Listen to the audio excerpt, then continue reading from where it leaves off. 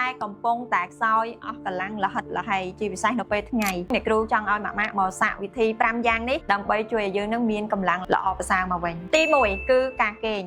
មិនត្រឹមតែពេលយប់ឲ្យគ្រប់គ្រាន់ទេប៉ុន្តែអ្នកម៉ាក់ត្រូវបន្ថែមការគេងពេលថ្ងៃហ្នឹងឲ្យបានគ្រប់គ្រាន់ផងដែរជាពិសេសគឺយ៉ាងតិចឲ្យបាន30នាទីក្នុងអំឡុងពេលថ្ងៃវាជួយសម្រួលទៅដល់សុខភាពរាងកាយរបស់យើងផងជួយទៅដល់ការលូតលាស់ខួរក្បាលរបស់ទារកផងដែរទី2ការញ៉ាំទឹកឲ្យបានគ្រប់គ្រាន់ជាក់ស្ដែងមិនថាស្ត្រីមានផ្ទៃពោះឬស្ត្រីទូទៅទេនៅពេលដែលយើងខ្វះជាតិទឹកធ្វើឲ្យរាងកាយរបស់យើងនឹងគឺលហិតលហៃអស់កម្លាំងទី3តកតងជាមួយនឹងអាហារហេតុអីបានជាស្ត្រីមានផ្ទៃពោះត្រូវញ៉ាំអាហារបានច្រើនហើយគេណែនាំឲ្យញ៉ាំអាហារសម្រន់ជាពិសេសប្រភេទគ្រាប់ធញ្ញជាតិយ៉ាអ៊ូឬមួយក៏ប្រភេទផ្លែឈើចម្រុះវាមានអត្ថប្រយោជន៍ជាច្រើនមិនត្រឹមតែជួយទៅដល់សុខភាពរាងកាយរបស់អ្នកម៉ាក់ទេវាជួយគ្រប់គ្រងលំនឹងជាតិស្ករក្នុងរាងកាយបានល្អកាត់បន្ថយភាពលហិតលហៃអស់កម្លាំងរបស់អ្នកម៉ាក់ផងដែរទី4ការហាត់ប្រាណការធ្វើលំហាត់ប្រាណតិចៗគឺជារឿងសំខាន់ណាស់សម្រាប់ស្ត្រីមានផ្ទៃពោះវាជួយផ្ដល់នៅការបង្កើននៅថាមពលនិងសុខភាពរាងកាយរឹងមាំទៅដល់អ្នកម៉ាក់ទី5ពិនិត្យមើលជាតិដែកជាពិសេសស្ត្រីដែលគាត់មានផ្ទៃពោះនៅពេលដែលយើងលហិតលហៃអស់កម្លាំងត្រូវចាប់អារម្មណ៍ប្រសិនបើយើងមានភាពស្លេកស្លាំងកង្វះនៅក្របឈាមក្រហម